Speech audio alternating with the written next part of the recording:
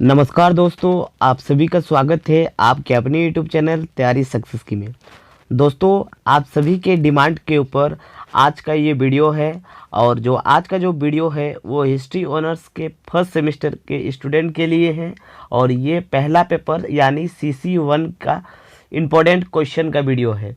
तो दोस्तों, मैं पहले ही बता देता हूँ, इस वीडियो में जितने भी क्वेश्चन बताया जा रहा है ये मेरा अनुभव के हिसाब से बताया जा रहा है। और लास्ट 3 साल में यही सारे क्वेश्चन आया है जो मैंने अनुभव किया है, ठीक है। और अगर आपको इससे भी ज़्यादा पढ़ना है तो प्लीज़ आप बुक को भी रीडिंग कीजिएगा। और ये वाला क्वेश्चन को आपको हर हालत में याद करना ही है, ठीक है। जो जो चीज़ बताऊंगा वो कोई नहीं बताएगा, तो इसलिए वीडियो बहुत छोटा सा ही बनेगा।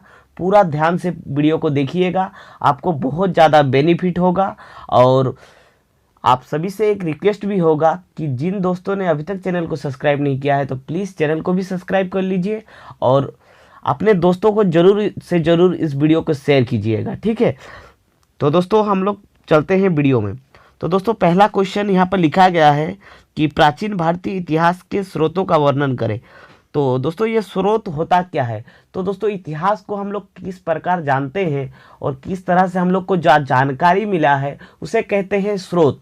और स्रोत में 2 चीज़ आता है, एक आता है साहित्यिक स्रोत जिसमें कुछ भी तथ्य होता है वो लिखित माध्यम में होता है, उसे साहित्यिक कहते हैं। और जो पुरातात्विक होता है वो सबूत के आधार पर जो जो अवशेष मिला है उसके आधार पर वो साक्ष्य होता है।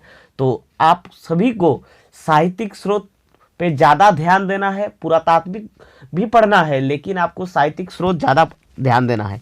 तो दोस्तों, आपको साहित्यिक स्रोत हर हालत में कंप्लीट करना ही है। तो साहित्यिक स्रोत आपका पहला क्वेश्चन रहेगा, याद कर लीजिए, ठीक है। साहित्यिक स्रोत को पूरा अच्छा से एकदम यह कर लीजिए। साहित्यिक स्रोत 5 मार्क्स में भी पूछा जा सकता है और 15 मार्क्स में भी। नेक्स्ट, आपको पुरातात्विक भी कर लेना है, ठीक है। वहाँ पर पुरातात्विक आप मेंशन नहीं किया गया है। जो नेक्स्ट आपका सबसे ज़्यादा इंपॉर्टेंट क्वेश्चन रहेगा वो सिंधु घाटी सभ्यता की प्रमुख विशेषताएं। तो दोस्तों, सिंधु घाटी सभ्यता की जो प्रमुख विशेषताएं क्या क्या था उसको आपको पढ़ लेना है। सिंधु घाटी बहुत ही ज़्यादा इंपॉर्टेंट टॉपिक है, आपको एक क्वेश्चन 100% मिलेगा ही सिंधु घाटी सभ्यता से।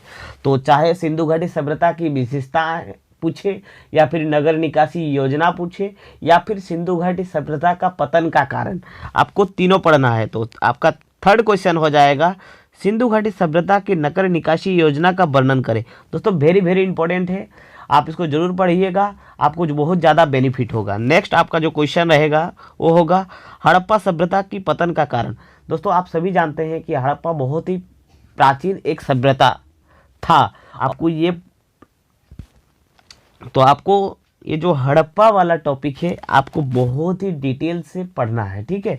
तो इसमें आपको 3 गो क्वेश्चन पढ़ना है। मैं एक बार फिर से बता देता हूँ, आपको हड़प्पा सभ्यता की प्रमुख विशेषताएं पढ़ना है, हड़प्पा सभ्यता की नगर निकासी योजना पढ़ना है, हड़प्पा का जो पतन का कारण है उसको भी पढ़ना है। तो आप सोचेंगे यहाँ पर लिखा हुआ है सिंधु घाटी और आप बार बार हड़प्पा बोल रहे हैं। तो दोस्तों, सिंधु घाटी सभ्यता को ही हड़प्पा सभ्यता कहा जाता है क्योंकि सिंधु घाटी सभ्यता का जो पहला खुदाई का स्थल मिला था वो हड़प्पा था और हड़प्पा इसीलिए उसे हड़प्पा सभ्यता कहते हैं, ठीक है। तो दोस्तों, उसके बाद चलते हैं, हम लोग देखते हैं। उसके बाद दोस्तों आपका इंपॉर्टेंट हो जाएगा ऋग्वेदिक काल और उत्तर वैदिक काल।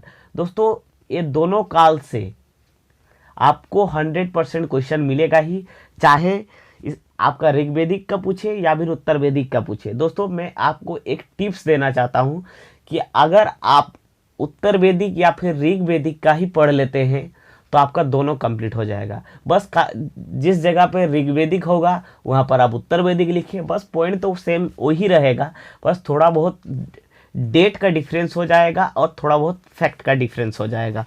तो और अगर बात करें कि ऋग्वेदिक और उत्तर वैदिक काल में आपको क्या पढ़ना है तो उसका जो सामाजिक और राजनीतिक और आर्थिक व्यवस्था है उसको पढ़ लीजिएगा।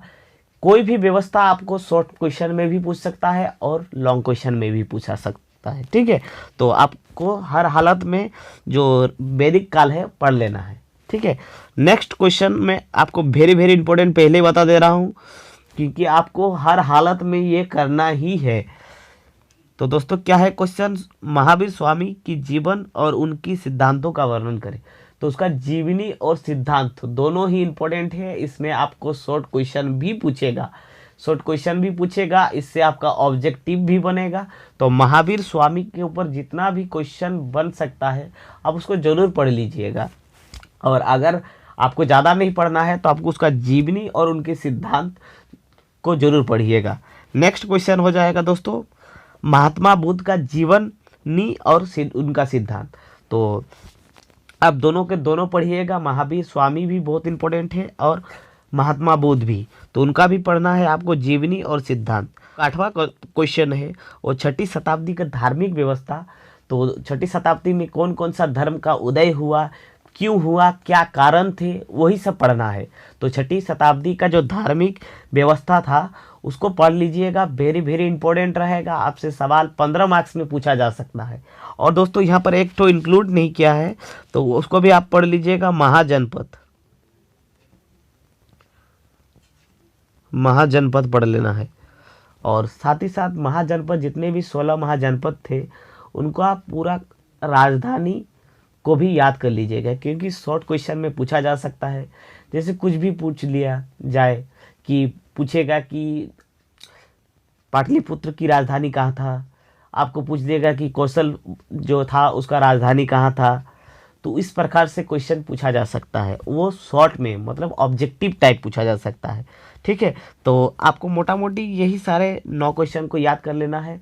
अगर 9 क्वेश्चन आपका याद हो जाता है दोस्तों, तो मैं आपको सिक्योर कर सकता हूं कि आपका जो शॉर्ट क्वेश्चन वो भी कंप्लीट हो जाएगा, लॉन्ग क्वेश्चन वो भी कंप्लीट हो जाएगा।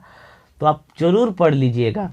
और कोई दोस्तों अगर सोचता है कि इतना हमसे याद नहीं होगा, तो उसके लिए भी मैं बता देता हूं आपको कौन कौन सा याद 100% करना ही है। एक है दोस्तों, आपको जो साहित्यिक स्रोत है या फिर पुरातात्विक स्रोत है, स्रोत आपको करना है फर्स्ट। सेकंड हो जाएगा आपका जो महावीर स्वामी और महात्मा बुद्ध से एक सवाल 100% आएगा, उसको भी कर लेना है। और नेक्स्ट सवाल हो जाएगा दोस्तों कि ऋग्वेदिक काल का सामाजिक आर्थिक व्यवस्था को पूरा पढ़ लीजिएगा, बहुत इजी रहेगा। उसमें क्या पढ़ना है, जो सामाजिक व्यवस्था, उसका समाज कैसा था, परिवार पढ़ना है, स्त्रियों का दशा कैसा था, मनोरंजन क्या करता था, उसका व्यापार क्या था, उसका साधन क्या था, बस वही सब पढ़ना है। ज़्यादा डीपली नहीं पढ़ना, वस्त्र पढ़ना है, आभूषण पढ़ना है। ठीक है, तो दोस्तों वीडियो कैसा लगा जरूर बताइए। आप सभी से एक बार फिर से रिक्वेस्ट करता हूँ कि वीडियो को ज़्यादा से ज़्यादा शेयर कीजिएगा। ठीक है, आप लोगों कमेंट भी जरूर कीजिए। और मिलते हैं नेक्स्ट वीडियो में। आपको कौन सा टॉपिक पे वीडियो चाहिए प्लीज़ कमेंट बॉक्स में लिखिएगा।